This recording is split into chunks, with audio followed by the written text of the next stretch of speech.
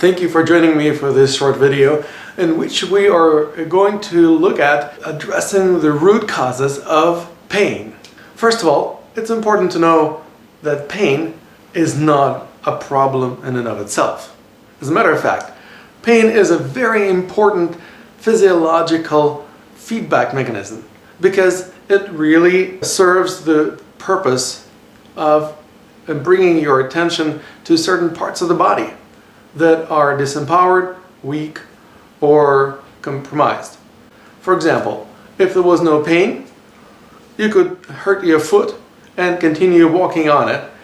You might not be limping, but you will be hurting yourself further and further with each and every step you take, which would obviously lead to eventually destroying your foot and perhaps having to amputate it. It's not always that dire, but you can probably see that pain actually serves a very important role. It sends the signal of alarm to the central nervous system. Hey, something is not working here properly. Pay attention. Maybe you need to bring more energy to this part of the body. That's right. Where attention goes, energy flows. So when you want to heal a part of the body, you actually need to bring attention to it, which is the opposite of taking painkillers or pretending that nothing is happening there, or just simply cutting it out and throwing it away. How is it going to heal if you do that? An important aspect of working with chronic pain is understanding that it's not a fluke. If it happens day in and day out or on some recurring basis, it means a part of the body that is hurting is really constantly compromised, and it's crying for help. It's crying for attention. It will receive help when you actually start paying attention to it. And there are several ways to pay attention to compromised or disempowered parts of the body. And the first and most obvious one is to touch it. Just like a child, for example, runs around, falls over, maybe hurt a knee, and then starts crying. What are parents going to do? Are they going to tell the child, hey, stop crying, that shouldn't hurt. Whatever the knee scrape you got, it doesn't matter. Just keep going. Of course not. Parents actually will take the child probably in their hands, maybe kiss that afflicted part of the body, and rub it and make it feel a little better. Why does it feel better? Because attention is being given to it. Often the child who receives this kind of attention within a minute will be running around again. What happens to adults is that they actually are emotionally resistant to paying attention to themselves. And so they literally rob themselves of the ability to heal what ails them. That's right, self-healing is the most powerful type of healing because it actually awakens the healer within. It relies on that inner healer rather than external healer.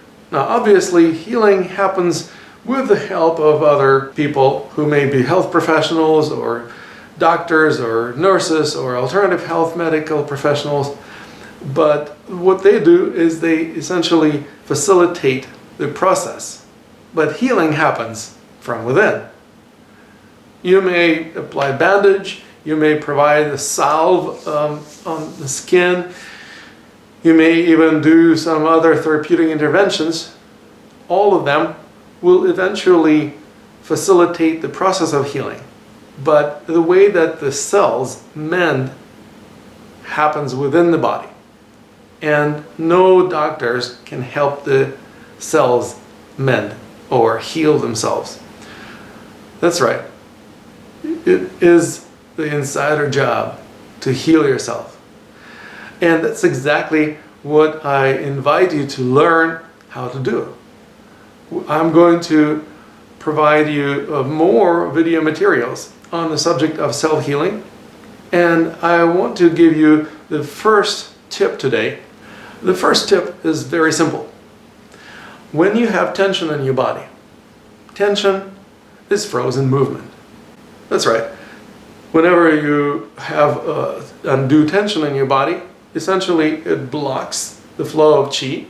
So the flow of movement is impeded, and also your physical movements are going to be stifled or restricted.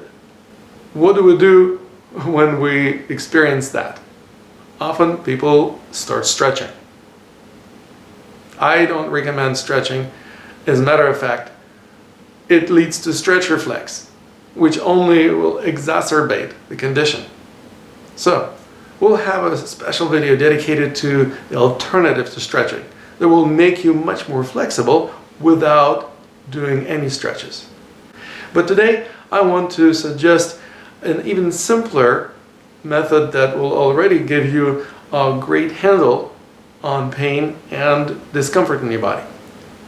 As you probably know, much pain, if not all of it, is a result of that undue tension, which creates energy blockages, wreaking havoc in your health. And in order to resolve the tension, one of the easiest ways is to actually take charge of it. That's right. When you have tension, you are not doing it consciously. It's an unconscious tension, obviously. Nobody in the right mind would be holding tension consciously, like chronic tension.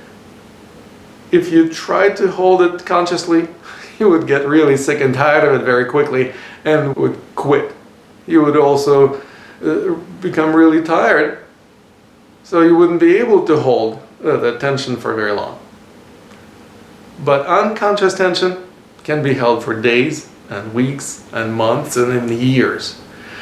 So, what's the solution? The solution is to make that tension conscious. That's right. If the unconscious tension can be held for years, conscious tension cannot be held for that long. As a matter of fact, because it's conscious, you can also have the freedom of choice, whether to keep holding that tension or to let go. And of course, it's not black and white. It's not just you have tension or you don't have tension. It's different degrees of tension that we're talking about. So, I invite you to scan your body. Imagine that you're going through an MRI machine and identify a particular area of the body where there is discomfort, pain, or undue tension. Maybe it's your back, maybe somewhere in your neck or shoulders, maybe it's in your legs. Wherever you find that undue tension that probably causes you pain or limits your range of motion. The next thing will be to exaggerate that tension. That's right, I'm not kidding. You actually tense up more. Why would you do that? Well, it's because you're actually doing it consciously now. Unconsciously, you cannot stop holding that tension because you don't even know that you're doing it. But once you become conscious of it and you actually send signals from the central nervous system to those muscles to contract, you take charge of that tension. You now have the handle on it. If you choose to, you can continue holding it, but I'm pretty sure that very quickly you will feel like you're ready to let it go. Don't let it go all the way. I encourage you to take stair-stepping approach. So for example, if you realize that you had tension, maybe it wasn't 100% of possible tension that that part of the body could possibly hold. Maybe it's only 60% or 70%. Just bring it a notch higher. So that instead of 60, for example, you would have 70 or maybe 75 maximum. But what happens then is that you actually become more tense and you become aware of how you're doing it. Now, you become fully responsible for that tension. You consciously take responsibility for holding that tension. You're sending conscious signals of contraction to those muscles. Then you can descend down the stair step from 70 to 60, from 60 to 50, from 50 to 40, from 40 to 30%, making this tension less and less intense. As you getting to lower rungs on this ladder, you may even make the increments smaller. For example, go down to from 20 to 15%. Maybe from 15 to 10%. Maybe even further down from 10 to 5. I don't encourage you to go all the way down to 0 because 0 means limp. No tension whatsoever. Actually, it's healthy to have a little bit of tension. It's called muscle tone. That's right. Muscle tone is a healthy thing. But that muscle tone is relatively small percentage of the full capacity that the muscle is capable of tensing. So when you consciously reduce the level of tension, you may go down to maybe 10% or maybe 5% and check. How does it feel? Does it feel more comfortable or does it feel less comfortable? Do you feel more pain or do you feel less pain? I guarantee that you will notice a difference between high level of tension versus low level of tension. And as you perform this action more than once, you may develop a refinement of your ability to contract the muscles on purpose and release the muscles on purpose. Now, there is no signal of relaxation that the central nervous system sends to the muscles. So this is also an exercise in Wu Wei, non-doing. You literally are learning how to stop doing something that you chose to do. But you have to choose first. Because if it was not a conscious choice, you can't stop doing it. So this is the number one tip that I want to share with you today. We will go a lot deeper as we progress into understanding how to work with our bodies, how to apply the principles of harmonious culture movement, and holistic fitness and wellness. I look forward to seeing you in our next video.